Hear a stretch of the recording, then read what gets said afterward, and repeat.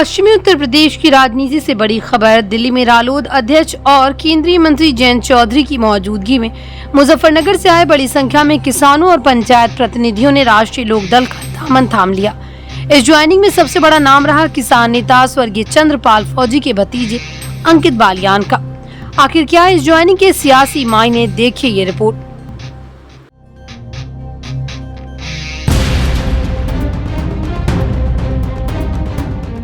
दिल्ली के 25 तुगलक रोड स्थित आवास पर उस वक्त सियासी माहौल गर्म हो गया जब मुजफ्फरनगर से बड़ी संख्या में किसान और जनप्रतिनिधि राष्ट्रीय लोकदल में शामिल होने पहुंचे।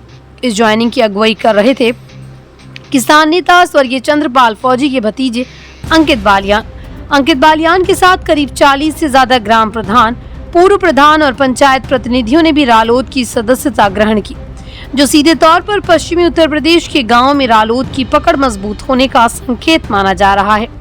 इस दौरान जयंत चौधरी ने सभी नए साथियों का स्वागत किया और संगठन को गांव स्तर तक मजबूत करने पर जोर दिया। वहीं अंकित बालियान ने कहा कि उनका परिवार लंबे समय से किसानों के हितों के लिए काम करता आया है।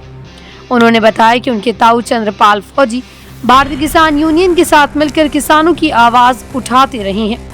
अंकित बालियान ने कहा कि अब उनका लक्ष्य राष्ट्रीय लोकदल को गांव-गांव तक दोबारा मजबूत करना है और ज्यादा से ज्यादा युवाओं को पार्टी से जोड़ना है। उन्होंने साफ किया कि वो बिना किसी पद या टिकट की इच्छा के संगठन को मजबूत करने के लिए काम करेंगे।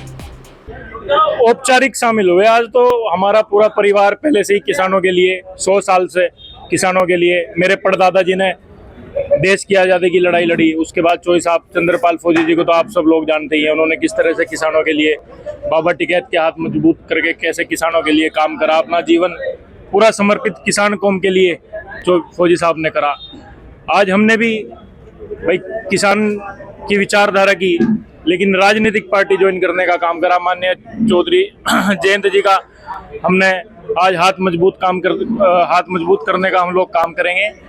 जैसे हम चौधरी साहब को, जैसे चौधरी चरण सिंह जी के हाथ मजबूत करके इस किसान कौम ने, सभी किसान ने, मजदूर कौम ने, जितने भी हम लोग हैं, सबने चौधरी साहब के हाथ मजबूत करे थे और उन्हें एक इतनी मजबूत कलम दी थी कि जिससे वो हमारे हित के फैसले ले पाए।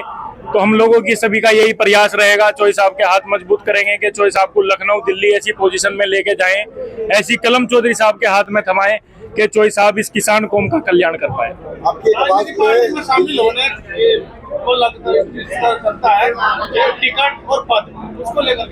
टिकट और पद चौधरी साहब से मैं जैसे 3-4 बार मिला तो हमेशा चौधरी साहब कहते थे, मुझे चंदन भैया भी कहते थे, भाई क्या चाह रहा?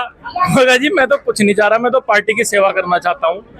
मुझे कोई रजिस्ट्री थोड़ी ही करनी, भाई आप मुझे इतने पैसे दे दो मैं आपको जमीन दे दूंगा, ऐसा कुछ नहीं है। ना मैंने कुछ मांगा, विधायक सांसद जी भी यहीं खड़े हुए हैं, ना कोई शर्त है। चौधरी साहब के हाथ मजबूत करने का सपना है।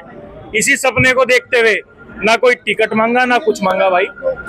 इसी सपने को देखते हुए कि चौधरी साहब को लखनऊ और दिल्ली में इतना मजबूत करना कि जो किसान, हमारा मजदूर देश का, हम 145 करोड़ देशवासियों में से लगभग 120 करोड़ किसान हैं और हम वोट किसे देते हैं? धर्म के नाम पे वोट देंगे हम? भाई हम 100 करोड़ किसान, हमारा प्रतिनिधित्व पूरे देश में एक पार्टी करती है, वो है राष्ट्रीय लोकदल। किसानों की पूरे देश में एकमात्र पार्टी है राष्ट्रीय लोकदल। 100 करोड़ किसान तो चौधरी साहब के हाथ को मजबूत करेंगे, इनकी कलम इतनी मजबूत करेंगे कि लखनऊ से, दिल्ली से इनकी कलम से दोबारा इतिहास लिखा जाए और किसान कौम के लिए हितकारी फैसले लिए जाए।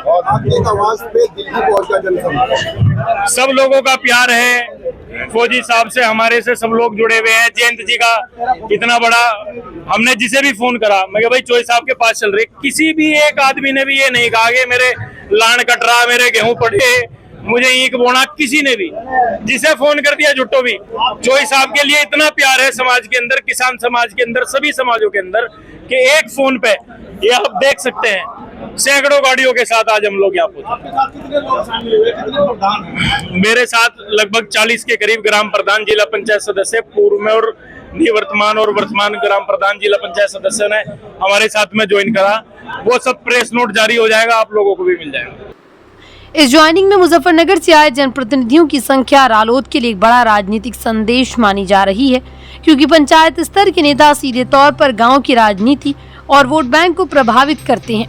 ऐसे में 2027 विधानसभा चुनाव से पहले रालोद का ये कदम पश्चिमी उत्तर प्रदेश में अपनी जमीन मजबूत करने की रणनीति के तौर पर देखा जा रहा है। अब बड़ा सवाल ये है कि क्या ये ज्वाइनिंग आने वाले चुनाव में रालोद को फायदा दिला पाएगी और क्या पश्चिम यूपी में सियासी समीकरण बदलेंगे। Bureau report, news 80 desk.